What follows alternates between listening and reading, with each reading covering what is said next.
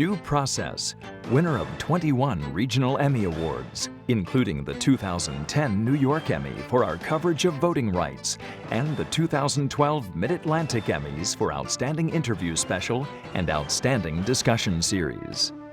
Due Process is a presentation of Rutgers School of Law, Newark, and the Edward J. Blaustein School of Planning and Public Policy. Studio facilities provided by the Rutgers ITV Studio, Division of Continuing Studies. What percentage of cases actually go to trial? It's, I'd say probably in the 2 to 3%. But what happens to all the others? The more than 95% that never get to trial? The answer in 2 words: plea bargains. Your Honor, the state's recommendation in exchange for that plea is a time served. The deals between the prosecution and defense that keep the criminal court system moving. And the focus of this edition of Due Process.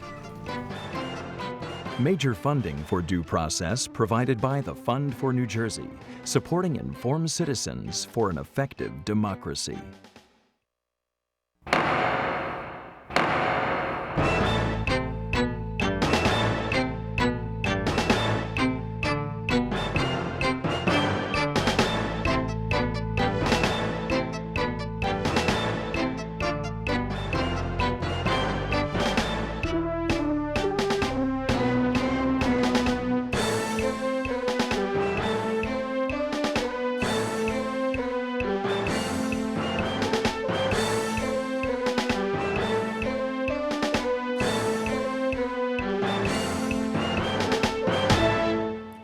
Plea bargain. We know it's a fact of American justice, but can you imagine where we'd be without it?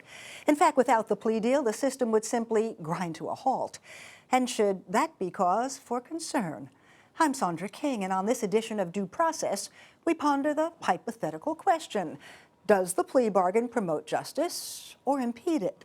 And what would happen if every accused were to say, I'm entitled to a trial and I want it? Like what we've seen on Law & Order for years. Unlike in real life, the crime is usually followed by a trial, though an offer may crop up somewhere along the way.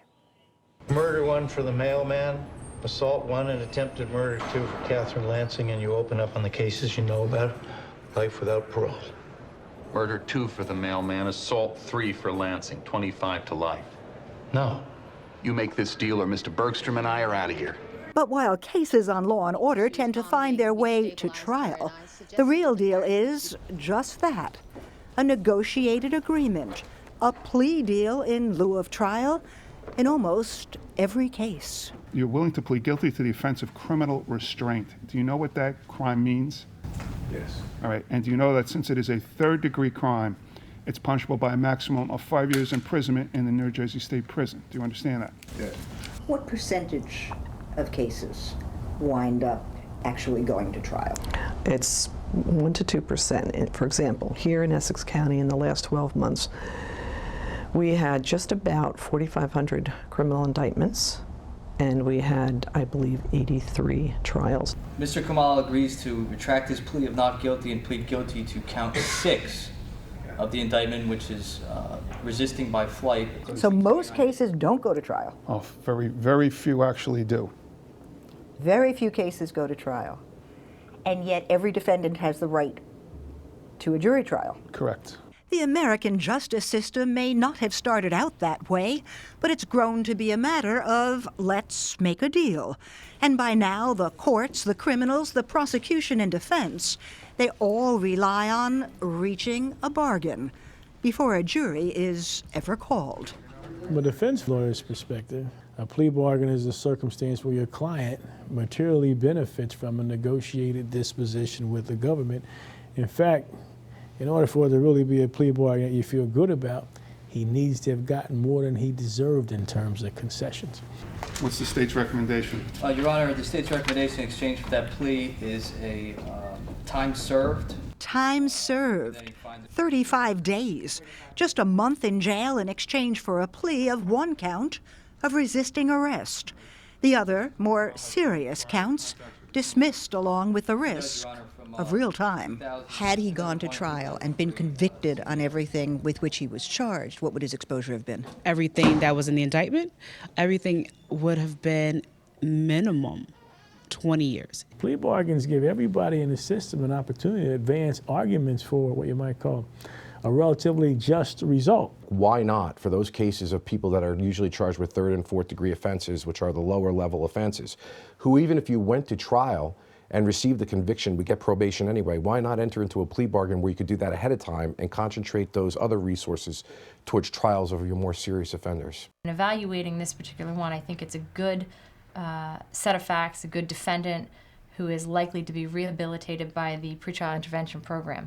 Morris County Prosecutor Bob Bianchi says he'll never plea bargain on a murder charge. At least in Morris County, if you take somebody else's life and you do it knowingly and purposefully, we're trying the case. But everything else is up for negotiation. We could go high. I mean, typically on these armed robberies, we're giving 12 years. If it's a real serious armed robbery, you could be looking at a 24 offer to give this person. What's the offer right now? Well, that was the contemplation of the assistant prosecutor that was handling it, was to give 24. We want to make sure we enter into fair and reasonable plea offers so that we don't jam the court system so we can't try those really important cases. Can we sign a notice for that date, Mr. Hill? So most times it's a case of clearing the calendar. But sometimes it's a matter of a deal in exchange for cooperation, for helping the state to get a bigger fish, something that may not always sit well with the victim, a scenario taken to an extreme in this Hollywood version of a plea deal. Let's make the deal. They killed a little girl, Nick. It's an imperfect system. And we, its imperfect servants. However, you could win this case. No, can't take that chance. And its aftermath. Please don't make the deal with us, man. He's I'm sorry. The deal is done. I'm sorry. I made the deal. What? How could you do that? This is just how the justice system works. This picture of the vengeful, violent victim enraged at the state may challenge credulity. But what may be nearly as shocking to the viewers of Law & Order, that minuscule number of criminal cases that ever gets close to a jury. Not guilty. What percentage of cases actually go to trial? It's, I'd say probably in the 2 to 3%. It's a small number in any county. Still, by law, all defendants could demand trials.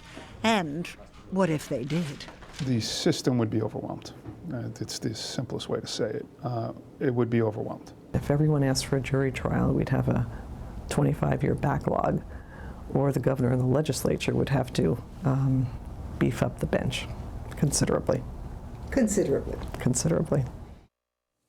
And our friend Judge Costello may understate what would happen. So should we celebrate the ubiquitous plea deal, or does it open the door to potential abuse? Are the deals dealt out evenly? Could the innocent ever be copping a plea? And how did we get here anyway? For some answers, we turn to a lawyer who's worked the justice system on both sides. John Vazquez, a former first assistant AG for New Jersey, now partnered with our friend Mike Critchley on the defense side. And from the ACLU of New Jersey, it's policy counsel Alex Shalom, a former public defender and one-time clerk to Chief Justice Deborah Poritz. Welcome to you both. Let me start by asking you, Alex, you've been on the defense side for your career. The plea bargain has served your clients. By and large. Good thing? I think a system without plea bargaining would not be good for clients, would not be good for society. But I think, look, it's clear that our criminal justice system as it exists now cannot continue unless we continue to have plea bargains at the same rate. So but the first to this extent, well, 98% of cases disposed without trial? Well, that's what we need to perpetuate our current criminal justice system, which begs the question, do we want to perpetuate the current criminal justice system? And if we think it's a system that needs changing, perhaps one place to start is with plea bargaining. And so 98%, in some counties as much as 99%, in the lowest counties 97%, that's a lot. And the only way that system can work is by making the difference between the result the defendant receives after a plea bargain very different, much more favorable than that which he would receive after trial. And so everyone has a hand in essentially pushing, while defendants technically enjoy the right to go to trial, making it a right in name only. Interesting article from the Cato Institute says the truth is that government officials have deliberately engineered the system to assure that the jury system established by the Constitution is seldom used. Fair? A fair statement? No, I don't believe so. Anybody who wrote that article never practiced criminal law on either the prosecution or defense side. Theoretically, everybody has the right to go to trial, but in reality, unless our government was willing to put maybe 9-fold judges on the bench, increase the defense bar and prosecution bar similarly, you still wouldn't be able to do it because you just don't have enough jurors to serve. It's difficult to get people to give up time out of their lives to come in and hear that many cases. It would be impractical. Okay, so it seems to me, though, that that statement is not canceled out by what you just said, but rather that government officials continue to perpetuate this system because it would be unworkable with what we have. But look, Judge Costello in the open suggested that we would need more judges. John just mentioned that we would need more jurors. But there's another way to skin the cat, which is we need fewer defendants. So perhaps in a system that employed plea bargaining less often, we would see some prioritization made by prosecutors about which cases were indicted. Perhaps we would see fewer of the nonviolent drug crimes brought to not just to trial, but to the charging stage. So there would be decisions made at the charging end if plea bargains were less prevalent. Okay, so John, you're now on the defense side, but your career is heavy on prosecution experience. What do you say to Alex when he suggests that we change the way we look at crime in this country, perhaps don't remain the #1 jailer of our people for the entire world? Does that sit well with you? Well, in a role as a prosecutor, which is my former role, believe it or not, that's really not my decision to make. We react to the laws that are enacted by the legislature. But it's given you a unique perspective, and I'm asking you to take what you've seen and give us a candid appraisal of whether that system could be improved by doing what Alex says, which is maybe you don't have as many offenses charged, maybe you don't have as long sentences, maybe you don't have as many prisons. Is any of that workable? Well, I think what Alex is saying is that if you're not going to increase the resources to try the cases, you're going to have to logically reduce the number of cases if you want the system to survive. I think it's a fair point. But I guess what you're asking is, whose role would it be? And does it make sense? Is that nonsense to say maybe we should have fewer defendants? Or is that really a good proposal? Because I think Alex isn't only saying that this would be more practical, but also that this would be a positive. I think it would be ultimately more just. Well, I think it does happen in actuality. If you go to certain counties in the state of New Jersey, depending upon where you are, certain cases may be prosecuted due to the volume and the abilities of the office by way of resources, while in other counties, they will not be prosecuted, or they'll be remanded to a municipal court. So I think it does happen. You certainly, in an urban county where they're overwhelmed, may have a different view towards a less violent or nonviolent case, as opposed to a rural county where the volume is just not there. So in a way, it does work in that manner, just based on resources. But I think it's difficult to say to the prosecutor, you have to stop prosecuting these cases when there's laws on the book that say these are violations of law. I'm not so sure that's the role of the prosecutor. That would be more of a legislative role, in my view, because you're speaking for the will of the people. And while everybody likes to complain about the criminal justice system, until you get in there and realize how hard defense counsel, prosecutors, and the judges work, as well as the people who serve as jurors, it's not as easy as people might think. But you know, when a prosecutor is sworn in, no one says to that person, as far as I know. You know what? It's your job to dispose of 97% or more of your cases without a trial. You're right. That's not a dictate. And yet, that's how it works. In fact, there's an important concept called prosecutorial discretion, in which they can decide, he or she, whoever the prosecutor may be, can decide whether to take a case in the first place. But you're absolutely right. It is not a mandate. I guess the question is, why do we have so many pleas? And maybe there are reasons beyond what we see as far as the resource issue. One of them could be clients on the defense side like finality. They like certainty, okay? Judges, to a large part, like certainty, as do, believe it or not, trial lawyers. There's always a risk there because you're putting your client's life in the hands of 12 people you do not know. So sometimes, as Mr. Bowman indicated, you've done your job if you think you've done better than you might otherwise do. But sometimes clients may take a plea deal which the defense counsel recommends against because it provides them certainty. And the fear of the unknown is a big fear that and a much shorter sentence, invariably, than if there's a conviction. Not always. It depends upon the plea. If you look at the federal plea system... that's a little different than the state system. It's a little different, right. I mean, and you'll see certain people taking pleas where you wonder if maybe they would have been better going to trial. You know, Sandy, I think certainly some people plead because they're risk averse and they want the certainty that John was talking about. But we have a system that, so I think we can all envision a system that would say to a defendant, listen, because there's a certain risk that attaches to the state and that attaches to you, if you eliminate that risk and accept the conviction without putting the state to the proofs, we're going to give you a slight discount on the expected sentence. We're going to give you 10% off, 15% off, 20% off. But it's not. It's not. It's in the 200, 300, exactly. 400%. And 500 I've read as right, high as that. Certainly that's possible. We saw in the open a defendant who received time served. So in every case you have a certain coercive effect. That was 35 days, 20 years. There's a coercive effect from what we call the trial tax, which is the phenomenon of a judge giving a sentence that's extremely harsh after trial and extremely lenient before trial, notwithstanding the fact that the judge is required in both instances to weigh aggravating and mitigating factors.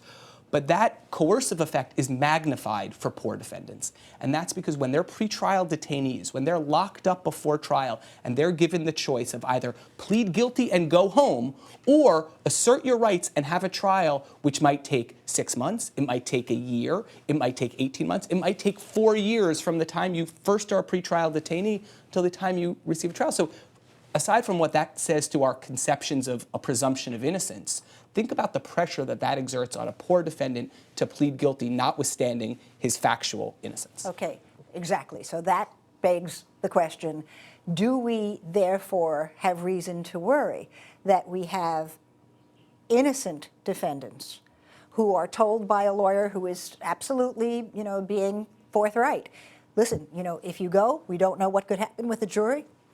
You could have years in prison, but they're willing to give you a non-custodial sentence, or they're willing to give you a much shorter sentence.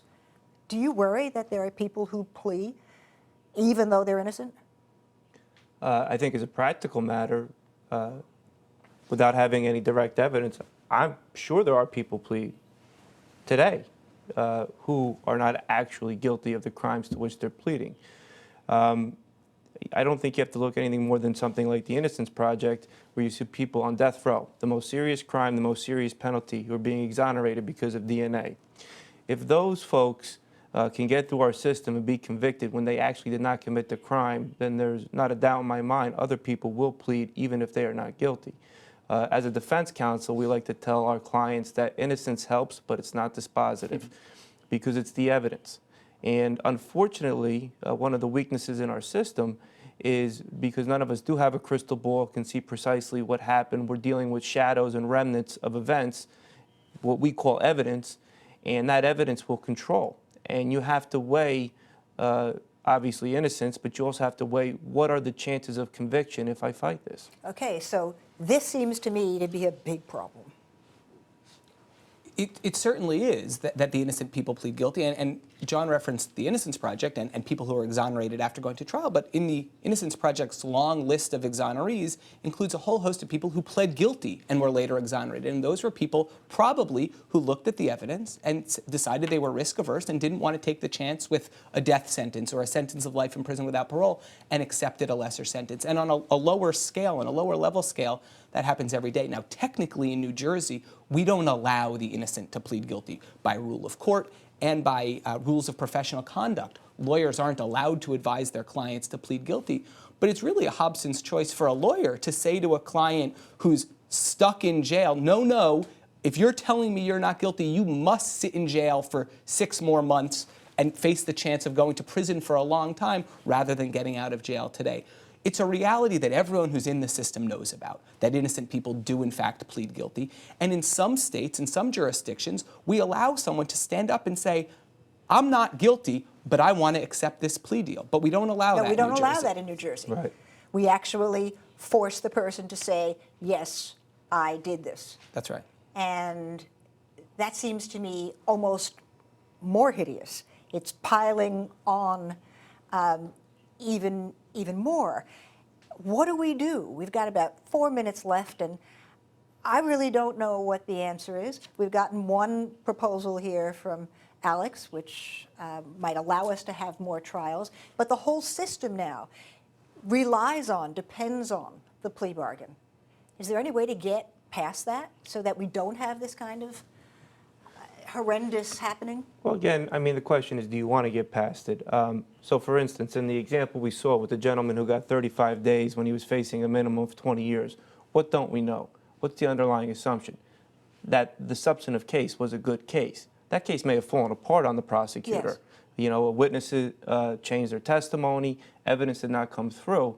So in that case, we may well understand it, but I'm talking about what is the underside of all of this, which is the innocent person who may cop a plea just because the uncertainty and the long sentence is looming. I think if we want to reduce the risk that innocent people plead guilty, if we want to increase the justice quotient in our system, what we need to do is diminish the difference between a result after plea and a result after trial. Now, everyone acknowledges that to induce pleas, there has to be some difference. But we don't want that difference to be so coercive, the trial tax to be so high that a defendant is afraid to exercise his constitutional rights when he's in fact innocent.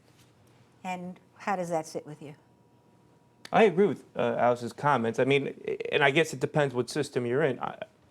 Personally, I haven't been in the federal system. As we referenced, they do a real conduct sentencing, meaning regardless of your plea, okay, that may set the statutory minimum and maximum. But after you set those parameters, they look at what actually happened. And if you used a gun, if there were more than 5 participants, things of that nature. So you could end up in a situation which is not much better than if you went to trial and lost. I think when you turn to the state system, you would have... Is that right? It's that different, that you would wind up in a situation where, do you agree with that, Alex, where you would actually get something close to what you would have gotten had you lost a trial? I think it depends really dramatically on a case-by-case basis. Certainly, you don't get the benefit of the substantial assistance, usually. 3 points. Which can matter depending on the case. And it depends how the facts play out. But I think the difference between plea and trial in the state system is more disparate than it is in the federal system. I definitely agree with that comment. And that's not to say that the federal system is wrong. I'm just saying that the benefit that you get sometimes is not nearly as great as that you might receive at the state level. And I think one reason for that, Sandy, is usually when prosecutions are brought in federal court, by the time the indictment is levied, the prosecution is solid. So I don't think there are many indictments levied in federal court that are very flimsy. There are in state court flimsy indictments. There's overcharging, which is why you see prosecutors offering 35 days on a 20-year case. We haven't even gotten to talk, and we've got 30 seconds left, we haven't gotten to talk about the exchange kind of deal. That will have to wait for another time. But let me just ask you quickly, if we come back here in a couple of years, will anything have changed? Will those numbers, 97, 98, 99% plea deals change? As we see stricter sentences and more mandatory minimums, fewer people exercise the right to go to trial. I agree that you'll see the trend is less trials, not more. And we will still be where we are now. Maybe with higher percentages on the pleas. Wow. With my thanks to Alex Shalom and John Vazquez for exploring a topic we think gets too little attention. The kind of talk you'll find here every week and on our new website on demand every day at dueprocesstv.rutgers.edu. For Raymond, who had this one off, for associate producer Tanya Ivanova, and all of us here at Due Process, I'm Sandra King. See you next week.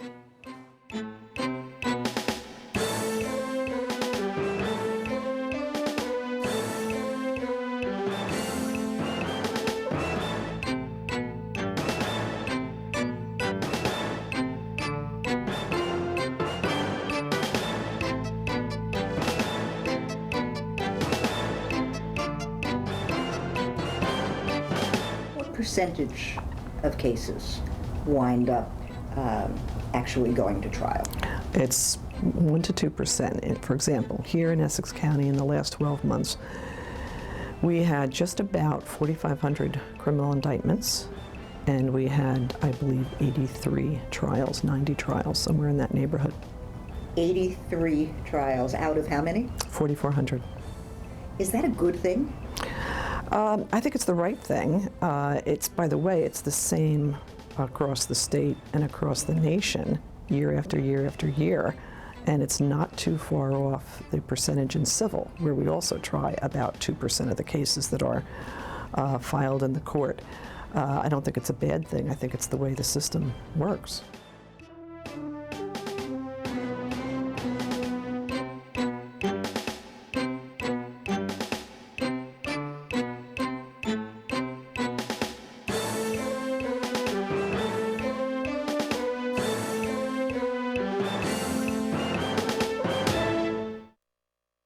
Want even more insight on law and justice? Become a fan of Due Process on Facebook. Follow us on Twitter and watch us on demand on YouTube.